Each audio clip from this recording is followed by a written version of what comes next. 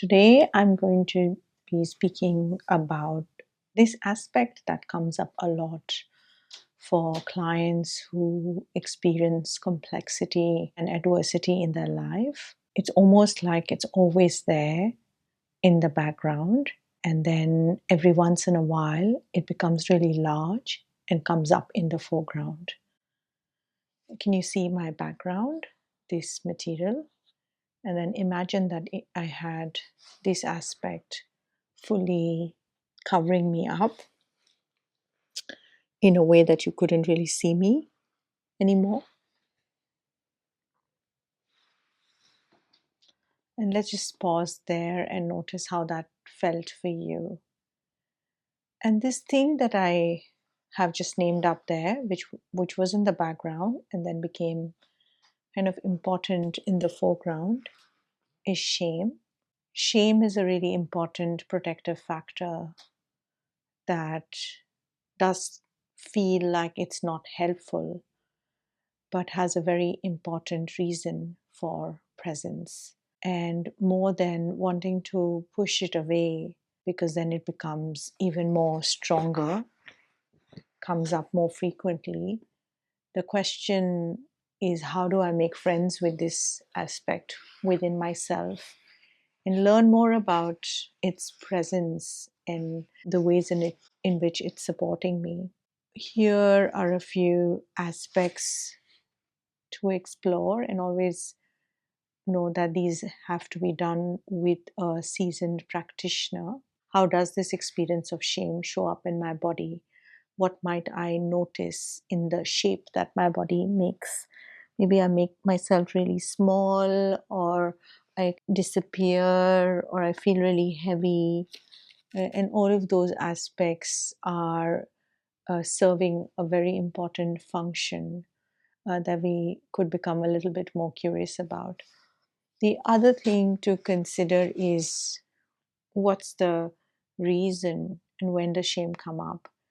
So, for example, if I think about myself, it comes up when I feel like I am in trouble, and before anyone else can tell me anything, I can feel like shame comes up for me and tells me to back off and not cause any more trouble. And I notice this a lot in the kind of moments that happen in my life. So you might become a little bit more curious about the ways in which shame shows up and when does shame show up. The other aspect of shame is often internalized voices. These are the voices that we have perhaps picked up along the way. Often it is in our early experiences that tell us the shoulds and should nots of being, behavior, of what is right or wrong.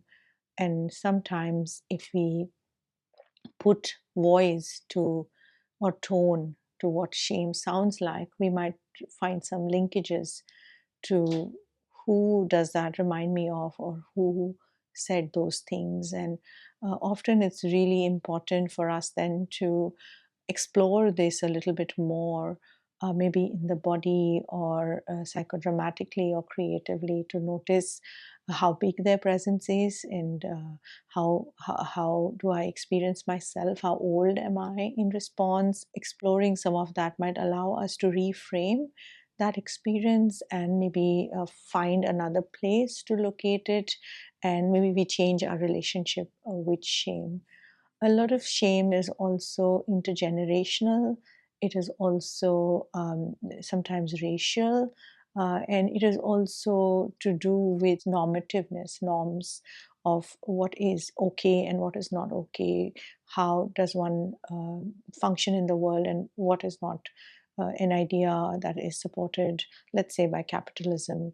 So there are so many layers to shame that keep emerging in the work, and it's really important for you to express it, and to name it, and then to see how it feels every time that it's named up and it's expressed, and how does it feel held and supported for you, is really important to acknowledge shame and even sometimes appreciate and thank shame for its presence, because it's really important, the job that it is doing in keeping us safe and keeping us protected, keeping us small, and providing ways by which we don't repeat things that we imagine gets us into trouble, or ever do things that we are going to be isolated by others or punished, or there are dire